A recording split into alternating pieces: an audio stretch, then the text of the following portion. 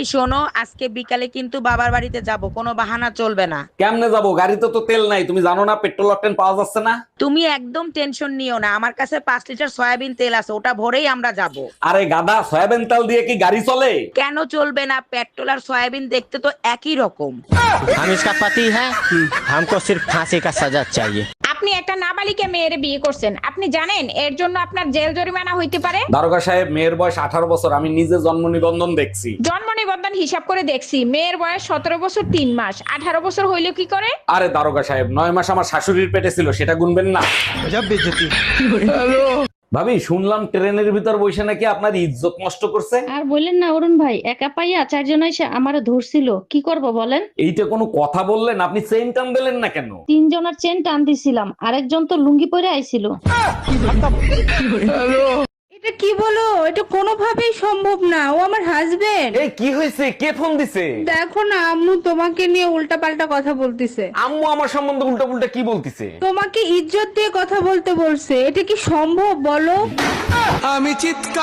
ও আমার রসের ভাবি, তোমার কাছে একখান দাবি। কি ব্যাপার, আজকে তো খুশি খুশি লাগতেছে? টুম্পা ভাবির সাথে দেখা করতে গেছিলে নাকি? শোনো, নিজের মতো সবাইকে ভেবো না, মনটা পরিষ্কার রাখো। আমার মন পরিষ্কারই আছে, কারণ আমি ছোটবেলায় সার্ফ এক্সেল খাইছিলাম।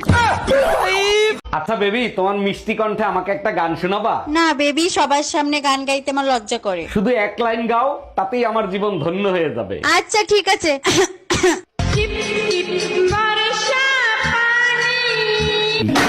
অরুণ ভাই, আপনার মানি ব্যাগের দুই পাশে দুইজনের ছবি, এরা কারা? একটা হলো বোর ছবি আর একটা হলো শাশুড়ির ছবি। মানি ব্যাগে বাচ্চার ছবি রাখে, বউ শাশুড়ির ছবি রাখছেন কেন? এদের উপর যখন মেজাজ খারাপ হয়ে যায় না, দুইটারে এইরমটা হাই কলিজাটা জুড়াইয়া যায়। ডাক্তার, আমার সামনের দাঁতগুলো লাল হয়ে গেছে, এগুলো পরিষ্কার করতে হবে। আচ্ছা ডাক্তার, দুনিয়াতে এত পেশা থাকতে আপনি দাঁতের ডাক্তার কেন হইলেন? সে এক লম্বা কাহিনী, আপনি শুনতে চাইলে বলতে পারি। হ্যাঁ হ্যাঁ, আপনি বলেন, আমার অনেক সময় আছে। একদিন আমি কলেজ যাচ্ছি, এক দরবেশ আমার সামনে হাজির, তার 2 হাত নাই।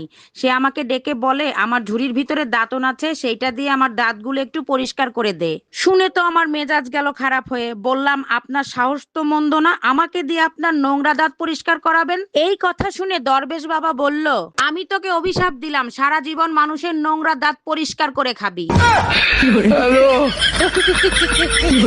ছেলেরা 10টা প্রেম করলে সমস্যা নাই, মেয়েরা 10টা প্রেম করলে মেয়েরা খারাপ কেন? একটা চাবি দিয়ে যদি 10টা তালা খোলা হয়, তখন তারে কি বলে? মাস্টার কি? আর 10টা চাবি দিয়ে যদি একটা তালা খোলা হয়, তখন তারে কি বলে? খারাপ তালা। কালাম ঠাকুরপো, কই তুমি? তাড়াতাড়ি খাইতে আসো। তোমার দেবর খাবে না, মন খারাপ, তুমি আমারে খাইতে দাও। কেন, কালামের আবার কি হয়েছে? কালামের মন খারাপ কেন? কি হয়েছে ঠাকুরপো?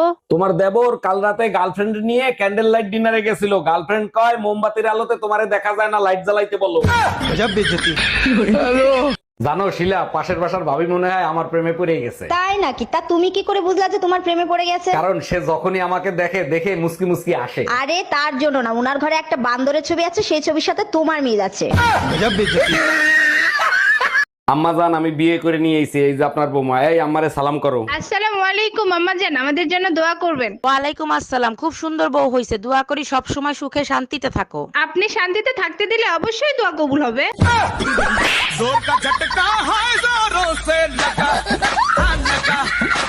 এই কোথায় তুমি? ডাকি শোনো না? আমি তোমার মতো কানা না, শুনতেছি। আজকে সত্যি করে একটা কথা বলো তো। তুমি খুব ভালো করে জানো আমি মিথ্যা কথা বলি না। যখন উপরওয়ালা জ্ঞান বুদ্ধি দিচ্ছিল, তখন তুমি কোথায় ছিলা? ঠিক মনে করতে পারতেছি না, তবে মনে হয় মেকআপ করতেছিলাম।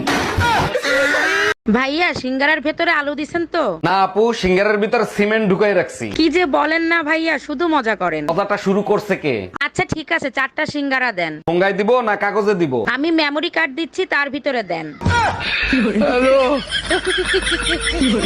এই তোমার প্যান্ট ধোয়ার সময় তোমার প্যান্টের পকেটে কিছু টাকা পাইছি। সূর্য আজকে কোন দিক থেকে উঠলো? পকেটে টাকা পাই আবার ফেরত দিচ্ছ?